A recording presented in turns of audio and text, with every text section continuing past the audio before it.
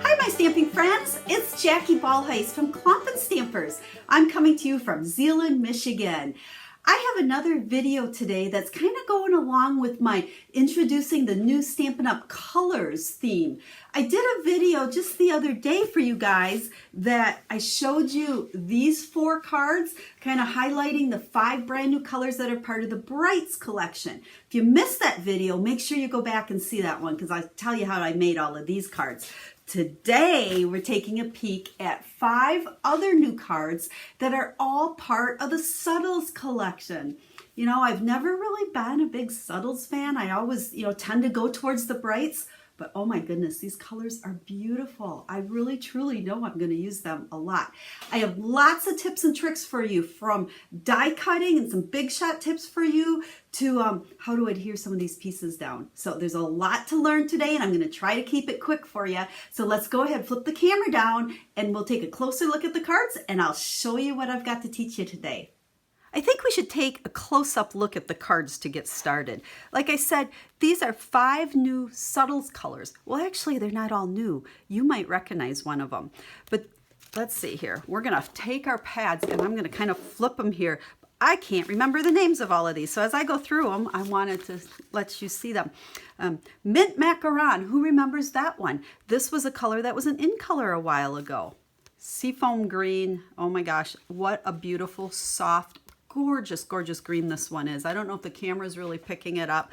We also have Balmy Blue, Petal Pink, and Highland Heather.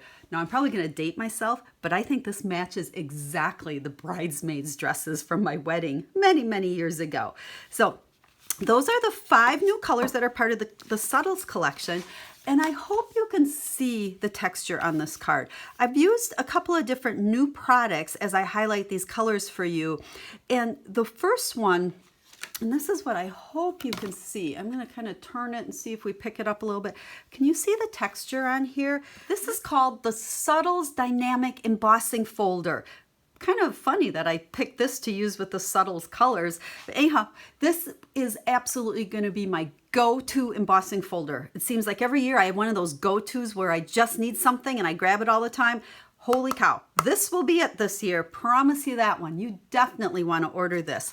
But it just makes your cardstock textured, I guess would be the best way to describe it. I don't know if you remember, years ago, Stampin' Up! Had textured cardstock that we could purchase.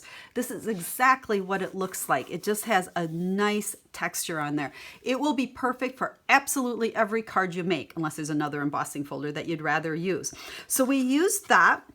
And then I also used the Springtime Impressions Thinlit dies, this great big giant floral one, and then the inside, which I haven't shown you yet, I stamped with the Abstract Impressions. So I'm going to go ahead and kind of halfway make one of these cards so I can give you some tips along the way of some things that I did that I think will make this card super easy for you to make, as well as other, your regular stamping as well. So first off, let's just talk a little bit about the Subtles Dynamic Embossing Folder. Dynamic, what does that mean? Any of the folders that are called dynamic means they're thicker. The plastic on it is way thicker than normal, but that will give you a deeper impression.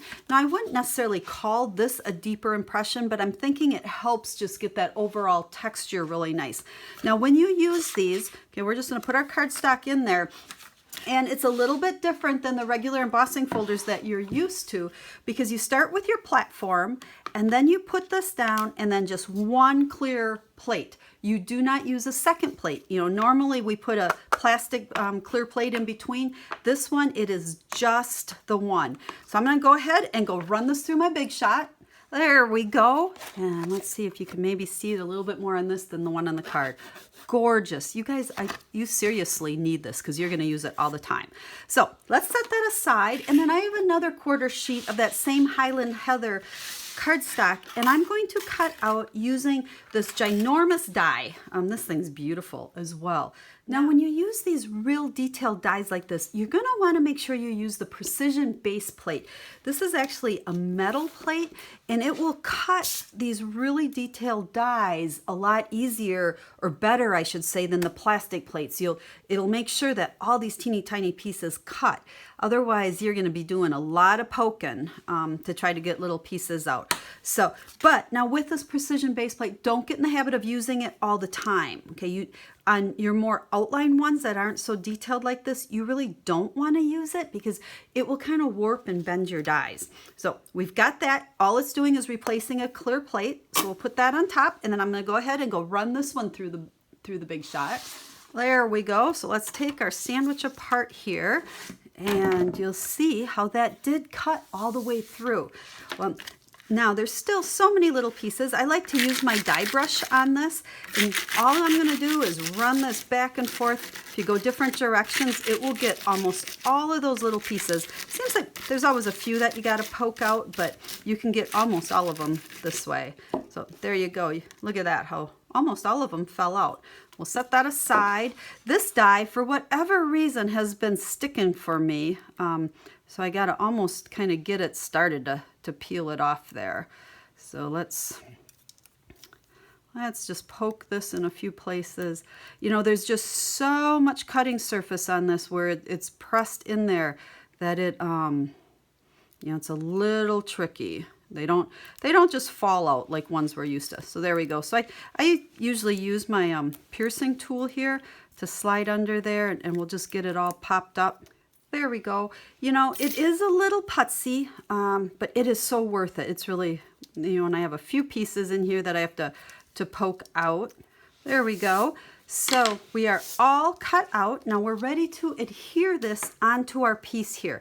Now there's several things you could do. You could use the adhesive sheets, which, you know, I thought about doing that, but then this would be stuck down really, really super flat. I wanted it to come up a little bit. You can see here how it's not completely attached at all of these places. So I played around figuring out what would be the easiest way to do it. And this is what I came up with. Of course, it involves the liquid adhesive, what I use for almost all of my projects. But what I did is I just put a glob of this on my silicone craft sheet. And I used an old sponge. I mean, there's ink on here. It doesn't matter. This is one I haven't used in a long time. Picked up that glue, and I am just dabbing it on the back here. I'm getting a little bit more than that. And I'm kind of going more in the middle because I don't want this stuck down really well.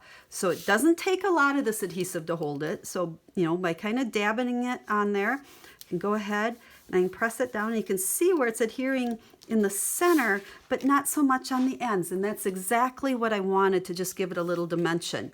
Now, when this glue dries, and you can kind of see I've got glue spots on here, you can use your finger and just clean it off. So this is a handy dandy little tool.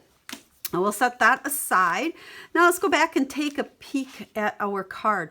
I simply took words out of our abstract impressions and I stamped them on a strip along with our black. And then on the inside, I used the stamps to stamp these images. Now I'm going to go ahead and grab the stamps here, and I'm going to just show you a few different tips for stamping these images.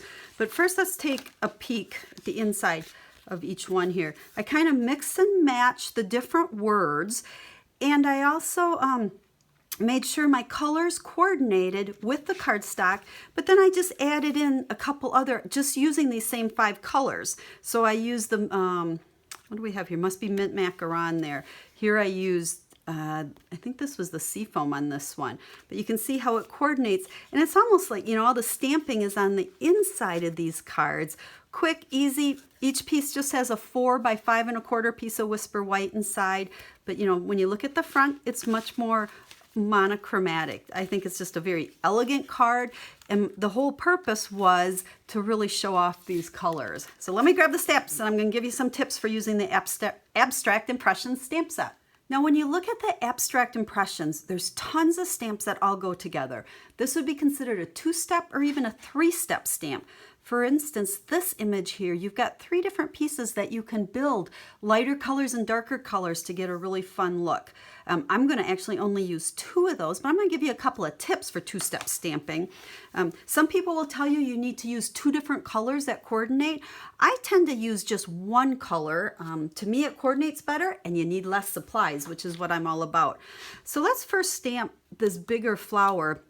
Now, I am thinking these stamps probably go together a perfect way, you know, whether they're twisted around here. But honestly, I haven't paid a whole lot of attention to that because I think they look good no matter how you put them down.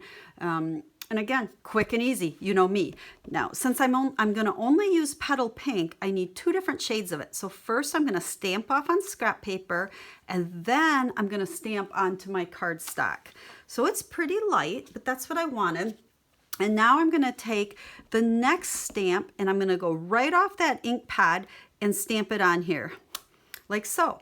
Now, again, I didn't worry a whole lot about twisting and turning it to the right location because I think it's perfect wherever, you know, it's abstract. That's the key here. So we're going to do the same thing with our leaf, and we're going to take mint macaron and we're going to stamp just a few leaves here. You know, I tend to do everything in 3s. Someone told me once, long time ago, that 3s were how you should do things. And then I take the second piece straight off the pad, and this is going to create our flower. Now, you're going to see a lot more of this stamp set from me because I love this, and I'm sure it'll be featured in one of the stamps in the mail. But today I wanted to just kind of give you a sneak peek at it. Let's see, let's show you the other flowers as well. Now, don't worry about any of the measurements or products I use in the blog post that I'll have a link in the description of the video. I'll have pictures of all these cards, including the insides of them, so you'll see how I put these stamps together, you know, and all the measurements and everything you need. So, for these other flowers, again, we're stamping on scrap paper, and then on there to get a lighter shade. And then I will take, oops, you know what? I think I did that backwards. This one should be first. I wanted the thicker ones to be lighter. And then we'll go ahead and put these in there. And again, didn't try to match anything up. I'm not even sure they match up, but it gives you just some dimension in there. And then we're going to take the flowers, and let's use balmy blue. So we'll go scrap paper first to make them light, and kind of plop them in there so they're on top of our images. And then this as well has a detailed piece. Now this one is really super easy to line up, and I kind of did line that one up so it went on top. But look at how cute. I guess you call these posies. How cute the posies are. So I hope you liked all of these tips. Like I said, we're going to see a lot more cards using this stamp set, but for now I just wanted to give you an introduction to it, but more importantly, show off to you these absolutely gorgeous new colors that are part of the Subtles collection. Wow, I think I just jam-packed a ton of tips for you guys. Hopefully you caught them all. If you have questions about anything, make sure you let me know. Some of that I think I flew through pretty quick, but there was a lot there. A lot about using the detailed dies in the Big Shot, from stamping with the Abstract Impressions stamp set, the new embossing folder. It's all good. It's all fun. So you will see a lot more using both these dies in the stamp set from me.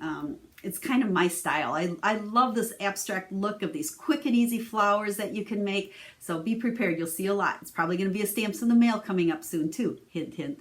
So as always, any questions, let me know. And if you need to place a Stampin' Up! Order and you'd like to make these projects, make sure you go to my blog. I'll have a list of everything that I use. Make it really easy for you to place an order. And I would love to be your Stampin' Up! Demonstrator. If you need the new catalog, let me know. I'd be happy to send you one. So until I get to stamp with you again, have a stamp happy day.